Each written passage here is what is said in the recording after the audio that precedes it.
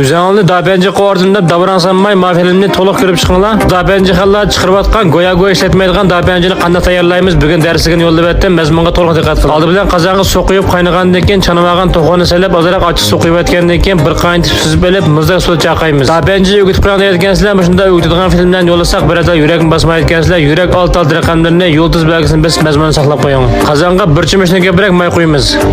To'g'oni ustiga ozroq kava uchun zanjibul solib o'tgandan keyin mayga navat solib, navatni tekshi o'tda eritib olamiz. Navat erib musharat kelgan chaqda to'g'oni solib, tekshi o'tda sag'ag'ich qo'raymiz. O'zingiz chiqargan eng chiroyli chiqqan dapenjining rasmini inkas rayini qoldirib qo'ying. Yarim qo'shiq do'banjang, yarim qo'shiq lapiza, ozroq ochiqlar shanjov solamiz. 4 chimish atrofida suv quyib olamiz. Arqadan to'g'rab tayyorlab olgan yong'yo bilan samsaqni solamiz. Tuz ta'mini tangishib olamiz. 2 yarim qo'shiq vejang, 2 yarim qo'shiq jejang, oz miqdorda tuz solamiz. Ta'mini xushbiroq tamli qilib tangishilgan maxsus dapenjiga ishlatilgan dapenji dorisidan bir qo'shiqdan ko'proq solamiz. Shuningdek, puraliq bo'lgan dapenji dorisi lozim bo'lsa, ayrim ushtir qilsangiz bo'ldi. Ozroq ochiq suv quyib o'tgandan keyin 8 minut bo'sh o'tda pishirib olamiz. Arqadan to'g'rab tayyorlab olgan qizilko'k, laza, samsaq, bosh piyozni solamiz. Bo'sh o'tda bir nechini o'rib takshi aralashtirib olgandan keyin taksiga ushlab iste'mol qilsak bo'ladi. Men bu shundaq dapenji, jomaji, lag'mansa har xil kebablarni o'rgansam bo'ldi deganlar, 2 raqamlarni o'rganishga qiziqmaydi deganlar 3 raqamlarni yo'llab qo'ying. Mana o'xshagan dapenjim tayyor bo'ldi. O'rganib olinglarmi? Mazmuni to'liq ko'rgan yoqtirgan do'stlar 710 raqamini yo'llab qo'ying. Har xil tangishilgan kebab, shovka, chomefin, dapenji, xorishlar lozim bo'lsa ayrim uchir qiling.